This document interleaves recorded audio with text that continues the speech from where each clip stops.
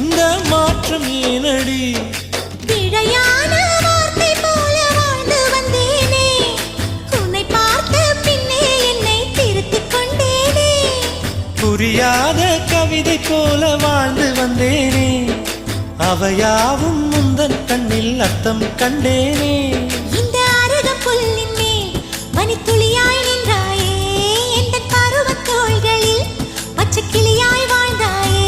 என்னை துளசி செடியாய் சுற்றி வந்தாயோ, கண்ணால் பார்த்து பார்த்து வெற்றி கண்டாயோ.